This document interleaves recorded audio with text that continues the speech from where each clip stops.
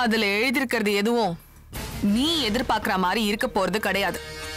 வழிபோக்கனுக்கும் வம்சா வழியில வந்தவளுக்கும் வித்தியாசம் இல்ல? எனக்கு அது தெரியும் மகதி. நான் எதுவுமே எதிர்பார்க்கல. பாப்போம் பாப்போம் பாப்போம். சார் படிங்க. கீழ்காணும் சொத்துக்களை நான் எனது மகள் மகதி. கேட்டுச்சா? கேட்டுக்க.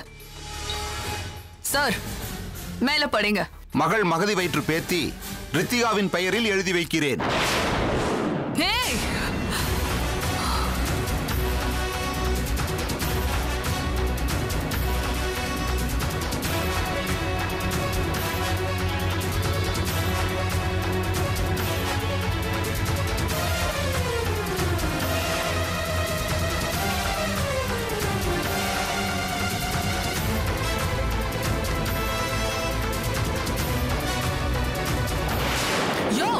லூசாயா நீ?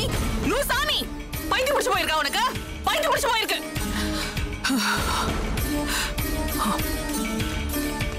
இன்னும் வேற என்ன எழுதி வச்சிருக்க அந்த ஆளு? படிங்க.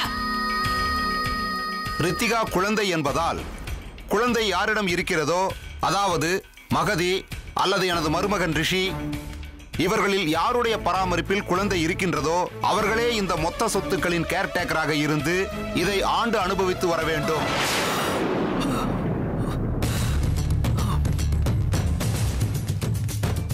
உனக்கு அறிவிருக்கா? அறிவிருக்கா உனக்கு? என்ன வேலை பண்ணி வச்சிருக்க?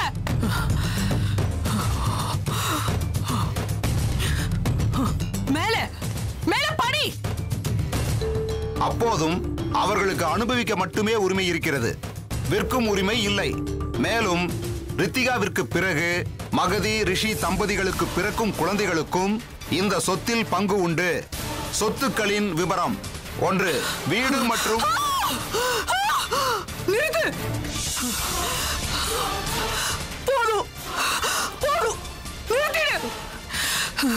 எனக்கு சொத்தே இல்ல, இதுல நீ விவரம் படிக்கிறியா?